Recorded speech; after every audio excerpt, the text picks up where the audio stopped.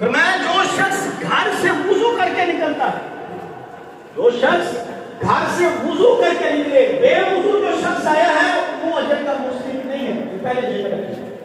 جو شخص گھر سے وضو کر کے مسجد کی طرف آتا ہے، اللہ کے نبی نے فرمایا وہ جتنے قدم اٹھاتا ہے اللہ اس ایک ایک قدم کے بدلے اس کو 10 نیکیاں عطا فرماتے ہیں، 10 اس کے گناہ معاف ہوتے ہیں، 10 اس کے درجے بلند ہوتے ہیں۔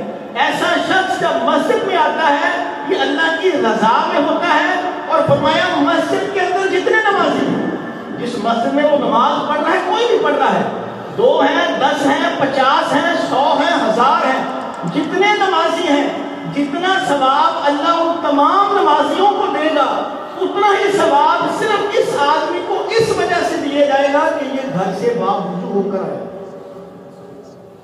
آپ گھر سے وضو کر کے مسجد میں آنے کی فضیلت دیتی ہے، بلکہ ایک حدیث میں ہے جو شخص ایسے گھر سے باوضو ہو کر آتا ہے اللہ اس کو ایک حج کا ثواب عطا کرتا ہے۔ لوگوں کو شوق بڑا ہے بیت اللہ کا حج کرنے کا، عمرہ کرنے کا، تو کریے، کس نے روکا؟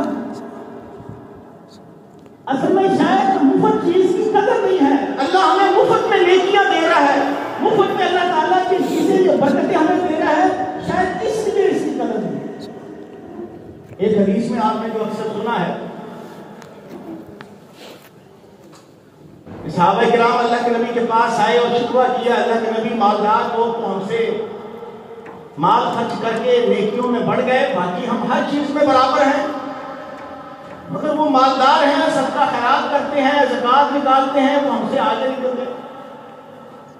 آپ نے فرمایا تم ہر نماز کے بعد 33 بار اللہ اکبر سبحان اللہ الحمدللہ پڑھو، لا الہ الا اللہ وحدہ لا شریک لہ لہ الملک و لہ الحمد وہو علی کل شیء قدیر، یہ پڑھ لو۔ کوئی بھی امیر آدمی ایک دن میں جتنا مال خرچ کرے گا اللہ اس کے پڑھنے سے تمہیں بھی ثواب عطا کرے گا۔ بہت کی نہیں، میں اور آپ دیکھیں کہ اللہ نے ہمیں مسجد میں آنے کی نماز کی توفیق دی ہے تو ہم کتنے کی یاد سے ہم یہ اذکار کرتے ہیں، نہیں کرتے ہیں تو شروع ہو جائیے، کرتے ہیں اللہ کا شکر ادا کیجیے اور توجہ کر لیجیے کہ اللہ کی تسبیح تحمید کرنے سے یہ مالی طور پر کتنا فائدہ ہے کہ ہم وہ تسبیحات کر رہے ہیں، اور ایک دن میں کوئی بھی مالدار شخص جتنا بھی مال خرچ کرتا ہے ہمیں 1 روپیہ خرچ کیے بغیر اللہ اتنا ثواب عطا کرتا ہے۔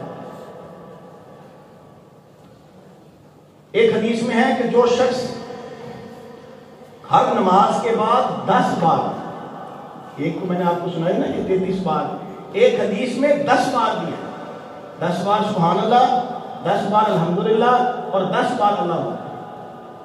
فرمایا جو یہ 10 بار کہے گا اللہ اس کو 10 گنا زیادہ اجر عطا فرمائے گا۔ مطلب اگر 10 بار سبحان اللہ کہا اس کے نامہ اعمال میں 10 بار نہیں 100 بار سبحان اللہ لکھا جائے گا، 10 بار الحمدللہ کہے گا 10 نہیں 100 بار، 10 گنا زیادہ اللہ اس کو اجر عطا فرمائے گا۔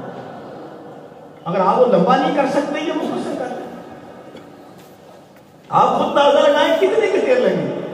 سبحان اللہ الحمدللہ اللہ اکبر، اب 10 بار کی اس حدیث پر اگر آپ عمل کریں تو 2 منٹ بھی نہیں لگیں، اور اتنے 2 منٹ بھی اگر لگے تو آپ کو اللہ تعالیٰ 100 گنا اجر دے رہا ہے، 10 گنا اجر دے رہا ہے، اللہ کی رضا ملی اور کیا چاہیے۔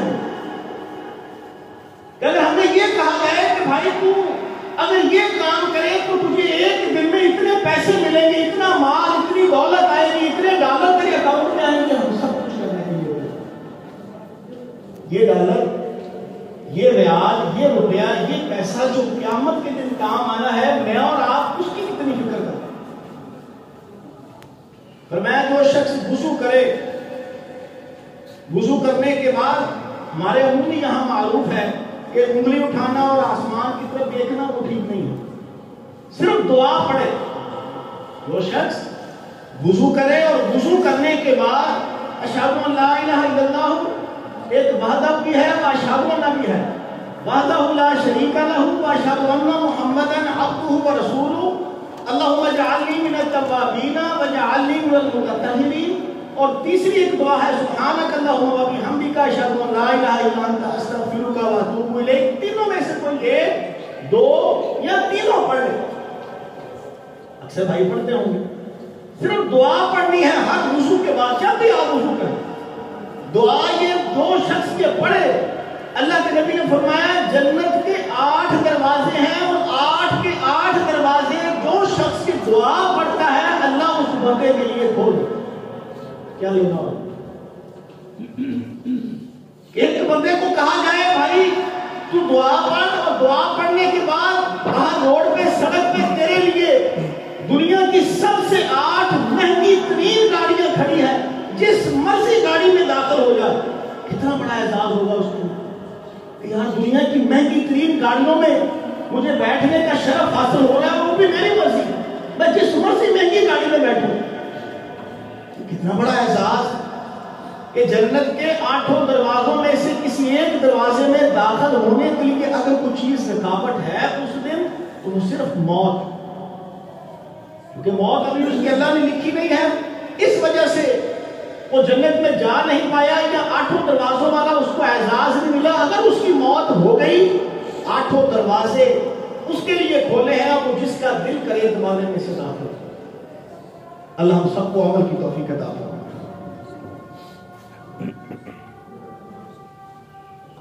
میں نے آپ کو پہلے بھی کئی بار بتلایا کہ فرائض سے متعلق اگر آپ بات کریں گے تو ٹوٹل فرائض کی 17 رکعات، 2 فرض فجر کے، 4 ظہر کے، 4 عصر کے، 3 مغرب کے، 4 عشاء۔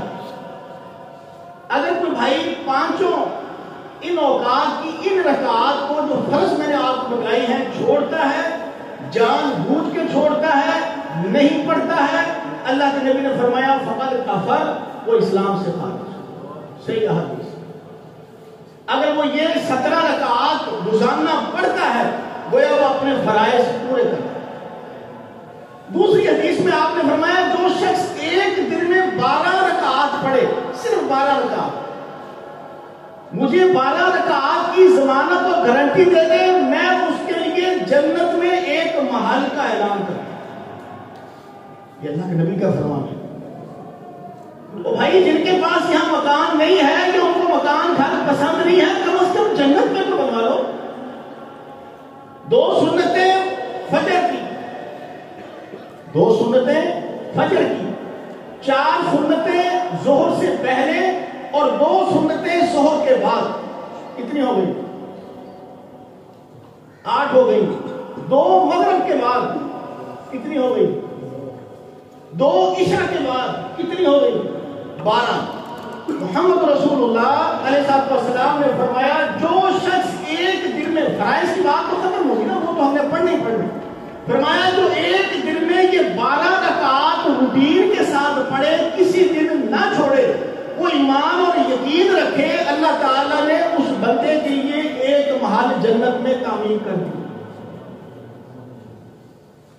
ہم تو جان بوجھ کے یہاں اپنے آپ کو صرف دنیا کی مصیبتوں میں ڈال کر سمجھ کر کہتے ہیں بس ہم خالی ہیں۔ وہ بھائی نہیں خالی، یہ دنیا کبھی کسی کے ہاتھ، نہ کسی نبی کے ہاتھ آئی ہے، نہ کسی ولی کے ہاتھ آئی ہے، نہ فرعون کے ہاتھ آئی، نہ حمان، کسی کے ہاتھ نہیں آئی، سب خالی ہاتھ گئے ہیں۔ اصل وہ آخرت تھی، اصل وہ قبر کے سوال تھے، اس کے لیے تیاری کرو۔ وہ چھوٹی چھوٹی چیزیں جو آپ کو بتا رہا ہوں اس کو قابو کر لیں، اس کو قابو کرنے سے آپ اندازہ لگائیں روزانہ آپ کے لیے ایک محل تیار ہو سکتا اگر آپ فرمایا چاہیں۔